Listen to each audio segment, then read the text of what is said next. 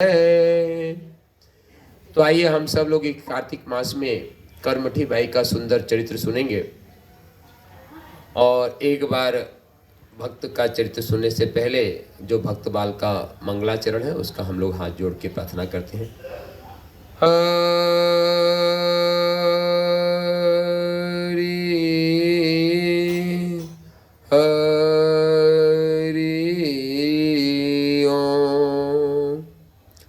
भक्ति भक्त भगवंत गुरु चतुर नाम बपु एक, इनके पद बंदन किए नासहि विघ्न अनेक। सियापति राम मेरे प्रभु राम। बोलो नाभादास महाराज की जय। भक्त माली पूज्य गणेश दास महाराज जी की जय। समस्त संत वृंद की जय। जय जय श्री राधे। तो आज हम लोग कर्मठी बाई का बहुत ही सुंदर चरित्र सुन रहे हैं। और यह चरित्र उस समय का है जिस समय भारत के इस दिव्य सस्य श्यामला धरती पे तथाकथित औरंगजेब का राज्य माना जाता है। वास्तव में औरंगजेब एक तख्त था और वह एक आतताई था, यह कहने में मुझे कोई संकोच नहीं है। भारत के अधिकतम भूभाग में क्षत्रिय राजा ही राज करते थे उस समय। और औरंगजेब का अपना आतंक था। तो कर्मठी बाई जो है राजस्थान के एक बहुत ही सुंदर क्षत्रिय दंपति के घर में जो है उनका जन्म हुआ था, राजस्थान के। और बचपन से ही जो है उनके अंदर कुछ भक्ति के गुण दिखते थे। क्योंकि एक हमारे यहाँ भारत में कहावत है कि जो है पूत के पांव जो है वे पालने में ही दिख जाते हैं कि वह पूत कैसा बनेगा, है ना। तो वैसे ही कर्मठी बाई जब पैदा हुई तो ही उनकी मंद मंद मुस्कान और ठाकुर जी के हैं। और घर में भी कहीं न कहीं उनका सेवा पूजा उनके माता पिता करते थे, क्षत्रिय होने के नाते भी। तो वे संस्कार कर्मठी बाई में भी था। और धीरे धीरे कर्मठी बाई खेलते कूदते अच्छे घर परिवार में वह बड़ी होती हैं। और बड़ी होने के साथ में उनका भी विवाह संस्कार अल्प वयस्क अवस्था में, मतलब 10-12 साल की अवस्था में कर दिया जाता है, जैसा कि राजस्थान में उस समय परंपरा थी। क्यों कर दिया जाता था इसके पीछे का भी पूरा विज्ञान, पूरा दर्शन है, पर उस दर्शन में हम नहीं जाना चाहते क्योंकि कार्तिक मास की कथा है। कार्तिक मास में सिर्फ भक्ति की चर्चा करनी चाहिए। तो कर्मठी बाई का भी अल्प वयस्क में चर्चा जो है विवाह कर दिया गया। और विवाह करने के साथ ही उनको भी वैधव्य अर्थात विधवा होने का सुंदर सुअवसर प्राप्त हुआ। आप कहोगे कि एक तो विधवा हो गई, आप यहाँ पे सुंदर सुअवसर कर रहे हैं। देखो, भगवान के श्री चरण में आने का कोई भी माध्यम बने वह सुंदर ही होता है। आज सही है कि नहीं? भगवान जिस भी माध्यम से अपने पास बुलाए वह सुंदर ही होता है। जैसे मैंने अपने जीवन में एक व्यक्ति के अंदर बहुत ही चमत्कारिक परिवर्तन देखा। और हमारे बहुत अच्छे मित्र थे उनका, क्योंकि वे ठहरते नहीं थे, पूरे भारत का भ्रमण करते थे और हैं, पर सौभाग्यवश या दुर्भाग्यवश कह लें, हम तो उसको सौभाग्यवश ही कहते हैं, उनका एक्सीडेंट हो गया, पैर टूट गया। पहली बार वे 3 महीने तक बिस्तर पर रहे। अब पैर टूट के कहीं आ जा तो सकते नहीं। और चूंकि चिंतनशील व्यक्ति, अच्छे व्यक्ति थे, तो उन्होंने आध्यात्मिक साहित्यों का अध्ययन करने का दुष्क्रम बनाया। और चूंकि साहित्य देने की जिम्मेदारी मेरी थी, चूंकि मेरे घर में ढेर सारे साहित्य पढ़े थे, पिताजी भी हमारे पढ़ने के शौकीन थे, तो उनको हमने कुछ साहित्यों को दिया और उन्होंने पढ़ा। और उस 90 दिन के बाद उनके जीवन में आमूलचूल परिवर्तन हो। आमूलचूल मतलब उनके व्यक्तित्व में जिसको बोलते हैं कि 360 डिग्री जो है परिवर्तन हो गया। तो आप इसको सौभाग्य कहोगे ना। भगवान ने उनकी टांग तोड़ी, यदि ठेठ भाषा में कहें तो टांग तो तोड़ी, पर उनकी बुद्धि को, जिसको अकल बोलते ना, अकल को ठिकाने पे ला दिया। अकल को ठिकाने पे कैसे ले लिया, उसमें हर दूसरे दिन दारू पीते थे, रोज तो नहीं पीते थे पर हर दूसरे दिन चाहिए होता था।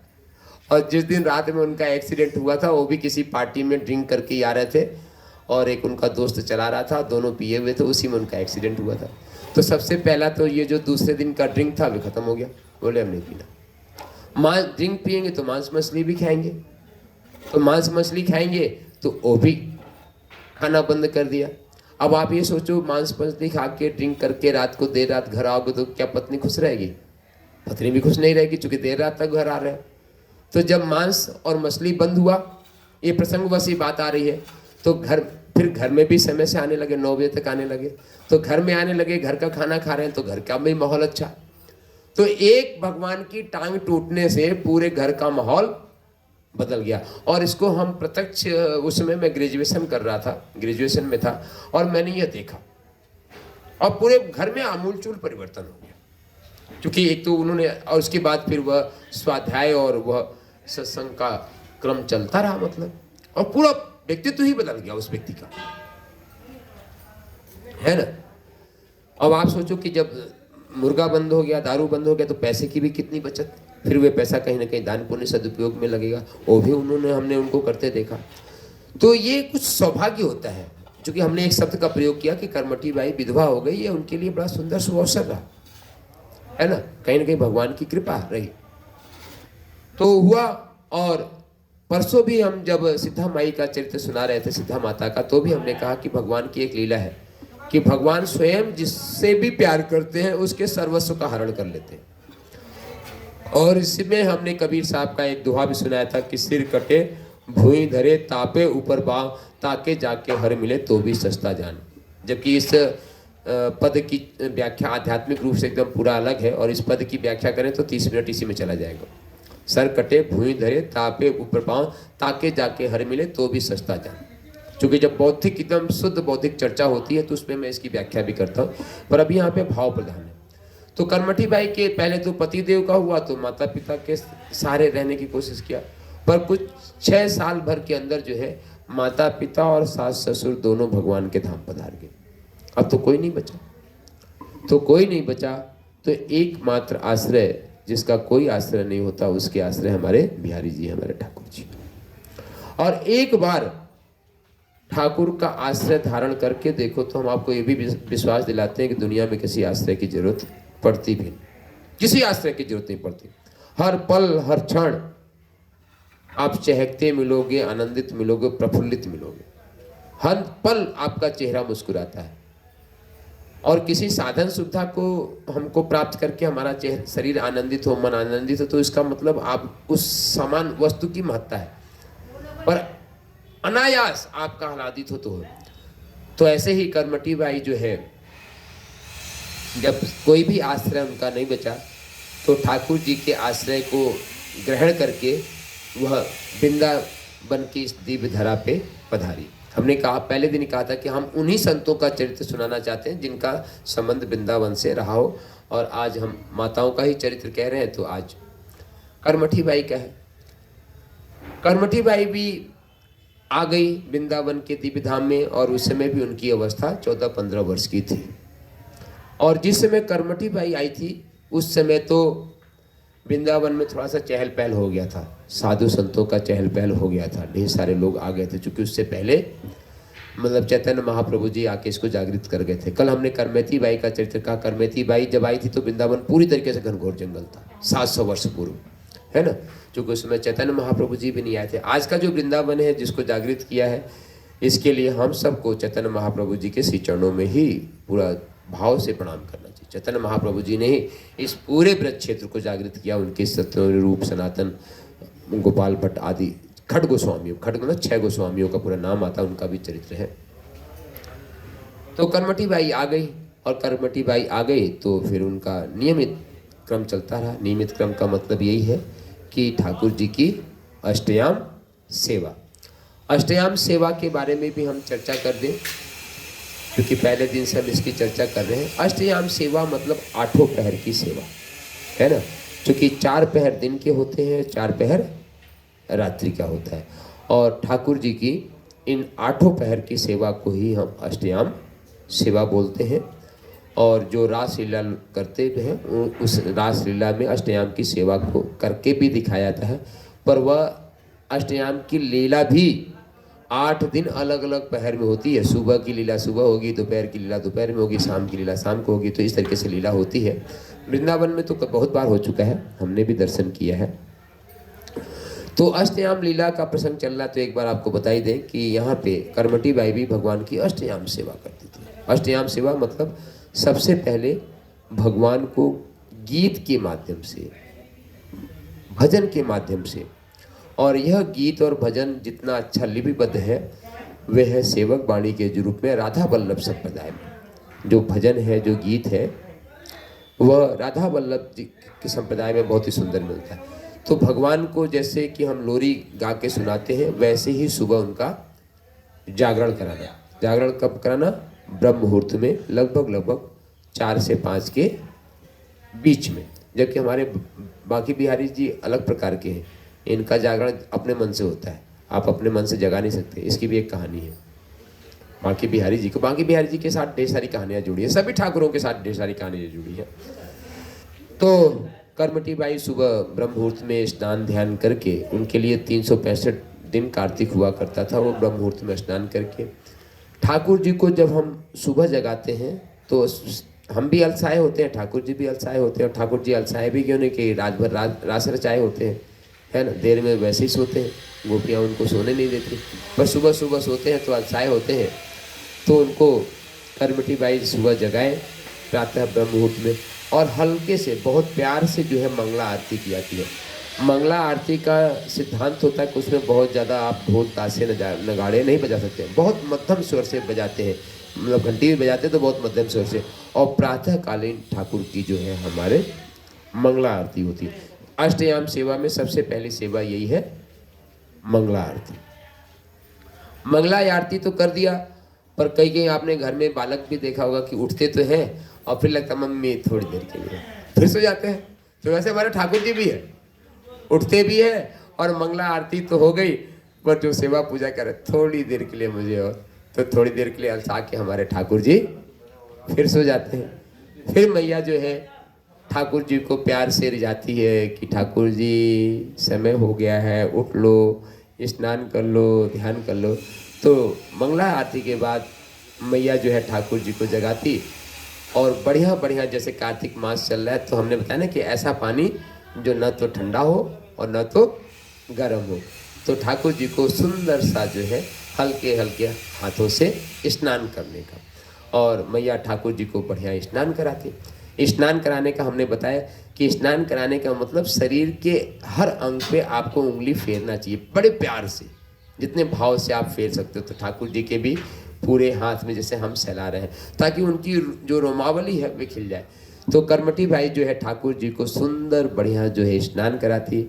स्नान करने के बाद बहुत ही सुकोमल वस्त्रों से उनके शरीर के पानी को सुखाती, और पानी सुखाने के बाद उनको जो है सुंदर सुंदर जो है पहले वस्त्र धारण कराती है। ऐसा वस्त्र कि छोटे से नन्हे से लाला है तो उनके शरीर पे कहीं खरोच ना आ जाए, उनको भारी नहीं लगे कि खुजलाहट होने लगे। तो सुंदर मखमली जिसको बोलते हैं, मखमली वस्त्र धारण करा के, और उसके बाद जो है भगवान का सुंदर उनको श्रृंगार कराना है ना। श्रृंगार में मुकुट है, बंसी है, कानों की बाली है, नथ है। भगवान का तो जितने भी श्रृंगार करो 16 संस्कार श्रृंगार कम ही है, हाथ में कड़ा है। तो ऐसे ही भगवान का सुंदर करमटी बाई श्रृंगार करती। और जब श्रृंगार हो जाता है तो लगभग 8 बजे, मतलब जिसमें सूरज आ चुका है, प्रथम पहर जिसको बोलते हैं, दिन के प्रथम पहर में भगवान का श्रृंगार आरती होती है। लगभग 8 से 9 के बीच में श्रृंगार, हमारा राधा रानी सरकार का बरसाने में 8 से 9 के बीच में श्रृंगार आरती होती है। फिर श्रृंगार आरती के बाद आरती से काम नहीं चलेगा कि बढ़िया वस्त्र पहना दिए, सुकोमल इत्र छिड़क दिया, सुंदर है ना, गुलाब का इत्र, केवड़े का इत्र है ना। इत्र भी बढ़िया बढ़िया होता है, केवड़े का होता है, चंदन का इत्र। पर भगवान को जहाँ तक मेरे को पसंद है, केवड़े का इत्र और गुलाब का इत्र जो है बहुत ही पसंद है। तो इत्र लगा दिया और आरती उतार दी, उससे बात नहीं बनेगी। फिर भगवान को सुंदर बाल भोग भी चाहिए। तो आरती के बाद फिर ठाकुर को बाल भोग पकड़ाया जाता है श्रृंगार आरती के तुरंत बाद। तो बाल भोग में जैसे कि माघ मास होती है, माघ मास मतलब हेमंत ऋतु की, तो उसमें माघ मास में भगवान को पूरा माघ मास पूरा ब्रज के सारे ठाकुरों को खिचड़ी की भोग लगाई जाती है। खिचड़ी का भोग है ना, जैसे जाटनी भगवान को खिचड़ी का भोग लगाया करती थी। सुना है कि नहीं जाटनी का भोग लगाना? नहीं सुना? नहीं सुना तो वो भी एक दिन सुना देंगे ना, कि जाटनी की खिचड़ी जो है भगवान को जितना प्रिय है उतनी खिचड़ी आज तक किसी की प्रिय नहीं लगी है ना। एक दिन जाटनी के पास एक लाइन बता दें, महात्मा गए, बोले तुम बिना नहाए धोए भगवान को भोग लगाती हो, खिचड़ी बना के पवाती हो। बोली क्या करना? तो महात्मा ने, हमारे जैसे समझदार रहा होगा महात्मा, पाठ पढ़ा दिया, नहीं कल से नहा धो के बनाना। और अगले दिन से जाटनी ने नहा धो के खिचड़ी बनाई, भगवान ने पाया ही नहीं। बोले वो खुशबू नहीं आ रही नहा धो के तुमने, बिना नहाए धोए बनाती थी तो ज़्यादा सही था। फिर वे अपने दिन से फिर अपने लय पे आ गए। तो बाल भोग लगता है माघ मास में।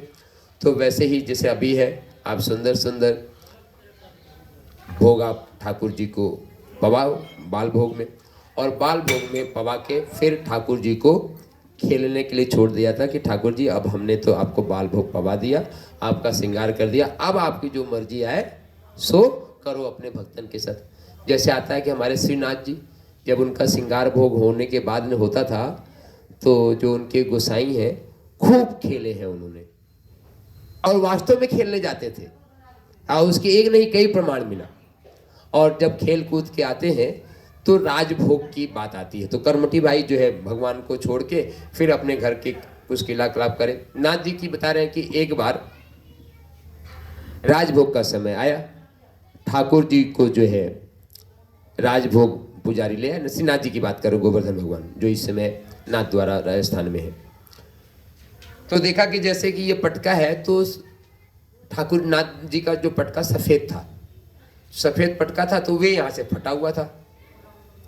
पुजारी ने जैसे ही भोग लगाया तो ये पटका सामने दिख गया कि आज इतना पटका ठाकुर जी का फटा हुआ है। तो भोग लगाने के साथ पुजारी बोला, जय जय ये पटका कहाँ से फाड़ा है?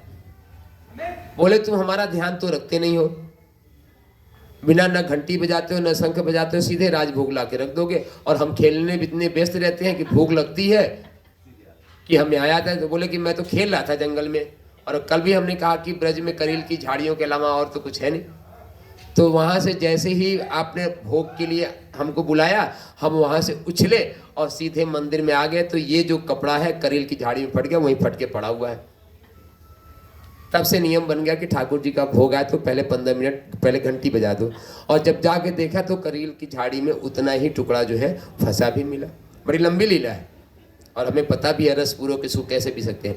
तो फिर ठाकुर जी को श्रृंगार करने के बाद छोड़ दो मतलब अब वे भक्तों के साथ जो लीला कर रहे हैं उनको करने दो।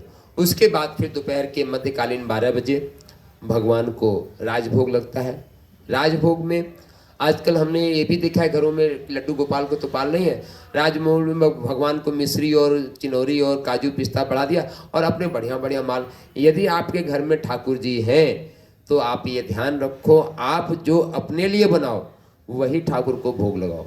यदि आप दोपहर में रोटी चावल दाल सब्जी आप बना रही हैं तो एक व्यक्ति जितना पाता है उतना पूरा थाली में लगा के आप अपने, भले लड्डू गोपाल है पर उनको पवाओ जरूर। आप यदि 20 मिनट में पाते हो तो 20 मिनट थाली वहाँ पे, ऐसा नहीं कि बच्चा कहीं यार तो 20 मिनट में किया तो हटाओ। ये वास्तव में सच्ची बताऊं तो ये सारे अपराध की श्रेणी में आते हैं। ठाकुर सेवा इतना आसान भी नहीं है और इतना मुश्किल भी नहीं है, पर भाव के साथ में है ना। तो सुंदर राजभोग जो है कर्मठी भाई जो है अपने ठाकुर को राजभोग पवाती थी, और राजभोग पाने के बाद शरीर थोड़ा सा भारी हो जाता है तो भगवान को शयन भी करा देना चाहिए। तो 12 से 3 भगवान के शयन का समय है। ये हो गई आपकी दोपहर तक की बता ना अष्टयाम में। अब 1 2 3 ये 4 करके, उसके बाद फिर हम 3 बजे भगवान को उत्थापन कराते हैं, मतलब उनको हम जगाते हैं प्यार से। और जगाने के साथ ही दोपहर में ठाकुर जी को भोग लगता है, मतलब कि भोग लगता है, तो उस समय हम हल्का फुल्का जो है कुछ ठाकुर जी को भोग लगाते हैं, उस समय हल्का फुल्का लगाना चाहिए। और उत्थापन भोग के बाद हम आरती करके भगवान को फिर संतों के साथ भक्तों के साथ सत्संग करने के लिए छोड़ देते हैं। उसके बाद संध्या आरती, फिर शयन आरती, और फिर यदि आप ठाकुर जी की सेवा कर रहे हो तो भगवान के रात में उनको शयन कराने के बाद उनकी चरण सेवा भी जरूर करनी चाहिए। चरण सेवा मतलब हल्के हल्के भगवान के चरण को आप दबाओ। और चरण दबाने का सबसे अच्छा फायदा क्या होता है आप बता सकते हैं कि चरण दबाते समय आप सबसे बड़ा काम क्या कर सकते हो? यदि ठाकुर जी से आपको अपनी कोई बात मनवानी हो तो सबसे अनुकूल समय वही है ना? और किसी से भी कोई अपनी बात मनवानी हो तो चरण सेवा करते समय सबसे अनुकूल समय वही होता है और ज्यादातर बात बन भी जाती है ना? अब चूंकि नाम नहीं लूंगा, है ना, तो ये सबसे है। तो ठाकुर की चरण सेवा भी करनी चाहिए। आप देखिए आता है ना कि जब जनकपुर में भगवान श्री राम विश्वामित्र के साथ गए हैं तो एक पैर को लक्ष्मण विश्वामित्र जी के दबा रहे हैं और एक भगवान श्री राम, और अंत में पहले जो है भगवान श्री राम सोने के लिए गए विश्वामित्र के आदेश पे और उसके बाद लक्ष्मण जी गए और सुबह सबसे पहले लक्ष्मण जी जग भी रहे। तो चरण सेवा भी ठाकुर की करनी चाहिए। तो यह अष्टयाम सेवा जो है हमारी कर्मठी बाई बहुत मन से किया करती थी। करते करते जो है समय का प्रवाह चलता गया, ठाकुर भी मस्त और हमारी प्रिय सखी कर्मठी बाई भी काफ़ी आनंदित। और चूंकि ब्रज आनंद का क्षेत्र है, ये ब्रज जो है ये आनंद का क्षेत्र है। ब्रज मतलब ब्रज रज, तो ब्रज रज को ही जो है इस रज में तो आनंद ही आनंद है ना? और इस रज को आपने एक चीज़ कभी नोटिस किया कि नहीं? कमाल का आप यहाँ भी देखिएगा, आपको मिलेगा। यहाँ पे आप मिट्टी डालो, उसमें पानी डालिए तो आप देखेंगे ब्रज रज में कि जितने कण सफ़ेद हैं पीले हैं उतने ही कण उसमें काले मिलेंगे। आप नहीं होगा तो करके देख लेना। हम तो ब्रज में बरसाने में डेली देखते थे, बड़ा ध्यान से देखते। जैसे पानी डालोगे ना, मतलब मिट्टी दिखती तो पीली है पर आप इसमें पानी डालो तो जितना पीला कण है उतना उसमें प्योर काला है, पर काला दिखता नहीं, पीला पीला दिखता है। क्योंकि राधा रानी का ऐश्वर्य यहाँ पे सबसे ज्यादा है। यहाँ तो कन्हैया छिपा छिपा फिरता है, आप ध्यान से देखना। हमने तो बताया ना, इसको डेली नोटिस करता था, क्योंकि मैं भी बरसाना में जब साधना करता था लगभग भाव में रहा करता था। तो जितने ही पीले कण है उतने ही उसमें काले हैं, अर्थात राधा और कृष्ण यहाँ पे पूरी तरीके से समायोजित है। क्योंकि हमारी राधा रानी गौरवान है, तप्त कांचन सोने जैसी स्वर्ण है ना, और कन्हैया हमारा कालो कारो कारो करैया। तो ये यहाँ के ब्रजरज में भी ये कमाल है। आप ध्यान दिया तो आप ध्यान देना, कहीं भी आपको जो ब्रज ये यमुना महारानी का रज मिलता है, आप उसमें रेत, जिसको रेत में भी देखोगे तो सफेद दिखता है, पर आप जल डाल के देखो तो उतना ही काला दिखेगा, उतना ही सफेद दिखेगा। इस रज में भी हमने यहाँ भी देखा, प्रयोग किया हुआ। तो वैसे ही कर्मठी बाई का जो है बहुत ही सुंदर ठाकुर के साथ उनकी अपनी लीला चल रही थी। एक दिन औरंगजेब का भांजा था हसन बेग, वे मथुरा क्षेत्र का पूरा जो है रियासत को देखता था।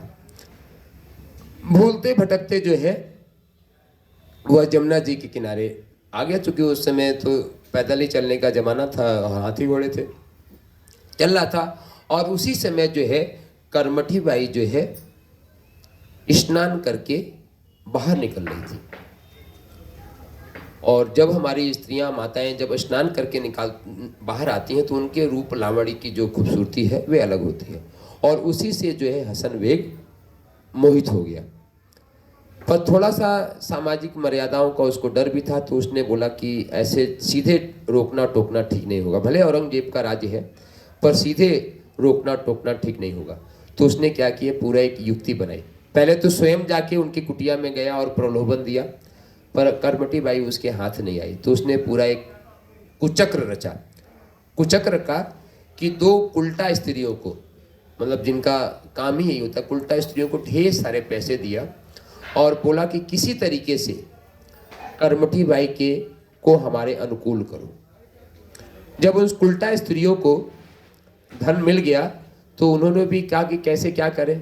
तो उन्होंने भी एक स्वांग रचा कि वो भी कर्मठी बाई के साथ ही स्नान करने जाती। जिस समय कर्मठी बाई स्नान करने जाती उसी समय वे दोनों उल्टा स्त्रियां भी जाती स्नान करने के लिए। और स्नान करने के साथ ही खूब बात भी ठाकुर जी की ही करती। और ब्रज में बताऊं कि ब्रज में क्या है, चोर हो, लफंगा हो, उजंगा हो, यदि आपको अकेले जाते, वो काम कुछ भी करता हो, तो यदि वो अकेले सड़क पे 2-3 जा रहे हैं ना, आप उनसे बात करोगे तो वो दो ही बात कर रहे होंगे, या तो ठाकुर जी की बात कर रहे होंगे या किसी बाबा जी की बात कर रहे होंगे। आप देख लेना, ये प्रयोग है, मैं काम कुछ भी कर रहा हूं, भले भी कहीं है ना। तो यहाँ के तो चोर भी है कि चोरी, जिस रात में चोरी करना होता है तो पहले गोवर्धन की परिक्रमा लगाते हैं कि दिन में गोवर्धन की परिक्रमा लगा लो ताकि गोवर्धन मुखाना हम पकड़े नहीं जाए। अभी एक चोर पकड़ा गया था, वे किसी घर में चोरी कर लिया था, तो जिस शाम को चोरी किया परिक्रमा लगाया उसी रात को चोरी किया, और वे पकड़ा भी गया था गोवर्धन में जो कुछ CCTV कैमरे लगे उसी के माध्यम से। तो यहाँ के ये तो लीला है कि चोर भी ठाकुर जी की या तो लीला का गुणगान करे या तो बाबा जी के किसी न किसी कृत्य की चर्चा करे। तो वैसे ही दोनों उल्टा स्त्रियां भी ठाकुर जी की खूब चिंतन करें। तो कर्मठी बाई को भी लगा कि ये दोनों भक्त महिला हैं, कीर्ति हैं, और धीरे धीरे जो है वे कर्मठी बाई के घर तक पहुंचने लगी, उनकी कुटिया तक, और कुटिया भी पहुंच के खूब संतों की चर्चा और ठाकुर जी की चर्चा करती रही। ऐसा करते करते जो है महीने भर निकल गया, बढ़िया दोस्ती हो गई तीनों की, मतलब सखियां मिल जाए तो फिर दोस्ती बनते देर थोड़ी ना लगती है, तो दोस्ती हो गई। एक दिन क्या हुआ कि कर्मठी बाई स्नान करके अपनी कुटिया पे आ गई, और वे दोनों उल्टा स्त्रियां जो है आई नहीं, थोड़ी देर में आई कुटिया में। तो कर्मठी बाई ने पूछा कि सखी आज कैसे देर हो गई, आज कैसे देर होगी। तब उन्होंने स्वांग रचा कि अरे क्या करूं, आज कुटिया में एक बड़े महान दिव्य संत आ गए और उनकी सेवा पूजा करने में हमको देर हो गई, इसलिए जो है हम नहीं आ पाए। तो भक्त होने का सबसे पहला पर्याय होता है कि संतों के प्रति आपके मन में प्रेम होना चाहिए। तो कर्मठी बाई ने कहा कि अकेले अकेले सारे सेवा का मजा लोगी, आनंद लोगी, फल लोगी कि हमको भी दोगी। बोले नहीं नहीं, हम तो आपको भी देंगे, आप यदि हमारी कुटिया में चलोगी तो हम संत भगवान से आपको भी मिलवाएंगे। तो कर्मठी बाई ने बोला कि आज तो हम अपने ठाकुर जी की सेवा पूजा कर ले रहे, कल स्नान करके हम सीधे आपकी कुटिया पे चलेंगे और संत भगवान के दर्शन करेंगे। तो अगले दिन जो है कर्मठी बाई उस उल्टा स्त्रियों के जाल में फंस गई और वहां से स्नान ध्यान करके सीधे उसकी कुटिया पे गई। और कुटिया पे गई तो कर्मठी बाई को जो है अंदर अपनी कुटिया में ले गई और अपनी कुटिया में बंद करके बाहर से लगा लिया कुंडी, और बाहर से कुंडी लगा लिया, और देख रही हैं कि स्वांग रचाए जो है हसन बेग ही बढ़िया श्वेत वस्त्र पहन के बाबा जी का रूप धर के दूसरे कमरे में बैठा हुआ है। और जैसे ही वे उल्टा स्त्रियां बाहर से कुंडी लगा ली और अंदर से कर्मठी बाई बोलने अरे अरे खोलो, वे संत भगवान कहाँ पे हैं। तो बाहर से वे उल्टा स्त्रियां बोल रही कि संत भगवान अगले दूसरे कमरे में बैठे हुए हैं। और जैसे ही वे बोली तो हसन बेग स्वयं आके बाहर आ गया, कहा देवी वे संत महात्मा मैं ही हूँ और मैं तो आपके रूप का प्यासा हूँ, आपको जो चाहिए बताओ, पर आप हमारे साथ पानी ग्रहण कर लो या हमारे साथ आ जाओ, हम आपको रानी बना के रखेंगे।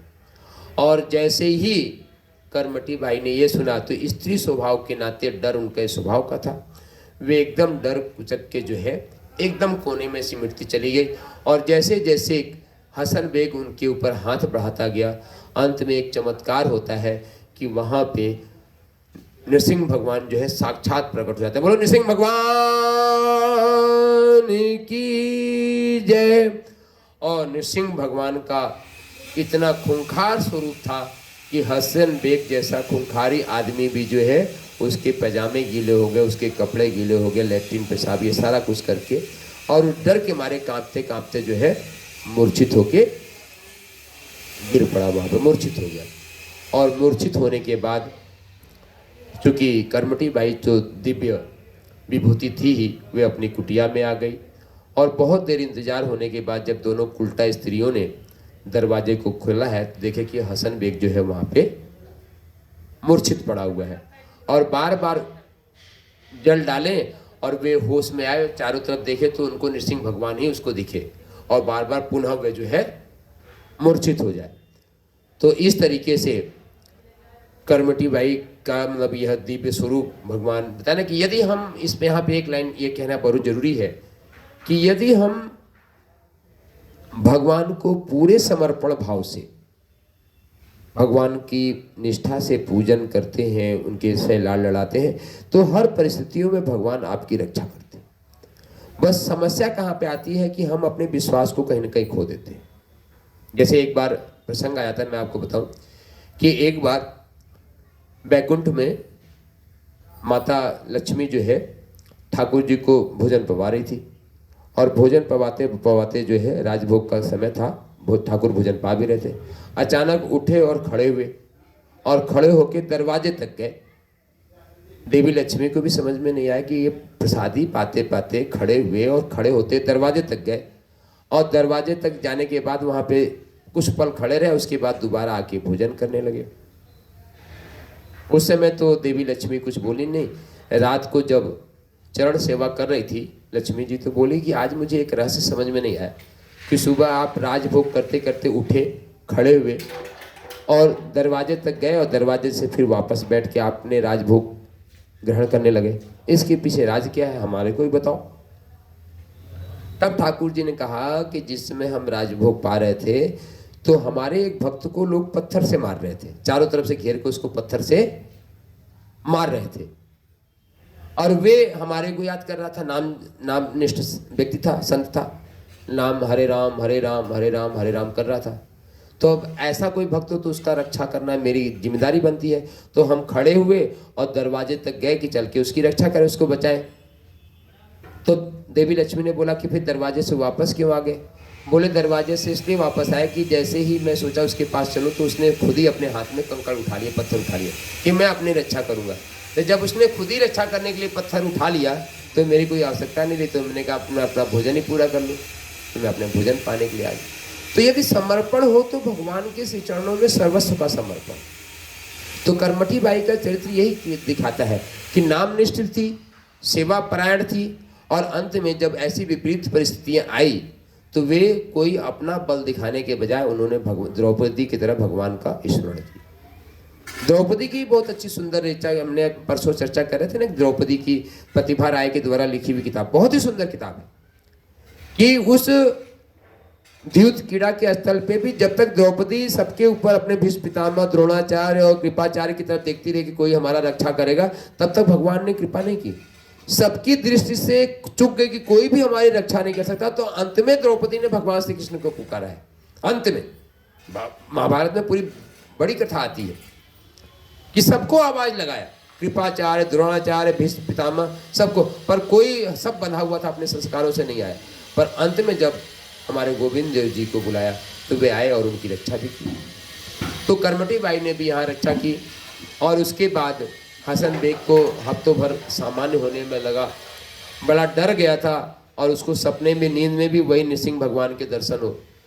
तब उसने उस उल्टा स्त्रियों से बोला कि एक बार जाके कर्मठी बाई से पूछो, स्थिति देख क्या हो कि उनकी क्या स्थिति है, कैसी हैं वे। तो जब वे उल्टा स्त्रियां पुनः भक्त का वेश बना के कर्मठी बाई के आए तो कर्मठी बाई ने ऐसा व्यवहार किया जैसे कुछ हुआ ही नहीं।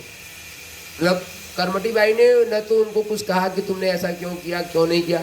आजकल हम लोग इसी में फंसे रहते हैं, ऐसा तुमने क्यों किया, तो अधिकतम समय की बोल रहे, अधिकतम समय इसी में गवाते रहते। पर कर्मठी बाई ने भगवान के संत के चरित्र के अलावा कोई और चर्चा किया नहीं। कर्मठी बाई ने फिर जाके हसन बेग को बताया कि ऐसी ऐसी बात है, उनके चेहरे पर कोई है। उसके बाद हसन बेग स्वयं आया, उनको ढेर सारे पैसे धन, उन्होंने बोला मुझे कुछ नहीं चाहिए, खाली मुझे तुम एक संकल्प दे दो बस। कर्मठी बाई ने हसन बेग से बोला कि आज के बाद किसी भी स्त्री के ऊपर तुम कुदृष्टि नहीं डालोगे। तो हसन बेग ने भी भगवान का चमत्कार देख लिया था, तो उसने भी माता के चरणों में प्रणाम करते हुए ये बोला कि माता, मैं संकल्प करता हूँ कि आज से किसी भी पराई स्त्री बहन पे मैं कुदृष्टि नहीं डालूंगा। हसन बेग के हृदय में भी नृसिंह भगवान की कृपा से परिवर्तन हो गया, कर्मठी बाई की कृपा से परिवर्तन हो गया। तो बोले कर्मठी बाई की जय, नंद के लाला की जय, बांके बिहारी लाल सरकार की जय। जय जय श्री राधे श्याम। कल हम गोपाल भट्ट जी और राधा रमण जी के प्राकट्य की स्थिति को बताएंगे बहुत ही सुंदर मन से, चूँकि सबसे लाडले, सबसे प्यारे ठाकुर हमारे हैं। और चूँकि हमारे कई मन से ये विचार चल रहा था, तो हमने पूछा कि यदि आप जानते हो तो कोई बात नहीं। और एक चीज़ बताते कि हमने इस चरित्रों को न जाने कितनी बार कहा है, पर आपको कितना आनंद आ रहा है ये आप जानो। पर मैं जितनी बार कहता हूँ मेरे को उससे ज़्यादा आनंद आता है और बड़ा हमारा हृदय जो है प्रफुल्लित हो जाता है ना। तो कल हमारे को तो कहने में पूरा राधा रमण जी के प्राकट्य की स्थिति का आनंद आएगा और आप भी श्रवण करेंगे। तो इसलिए बता रहे हैं कि आपके मन में उत्सुकता रहे, आनंद रहे। तो अब हम लोग जो है कुछ पल कुछ क्षण भजन कीर्तन करेंगे। और हमारे भाई साहब जो है, मेरे दिमाग में था कि आप 5:30 पे जाते हो तो उससे पहले इस कथा को पूरा कराएं।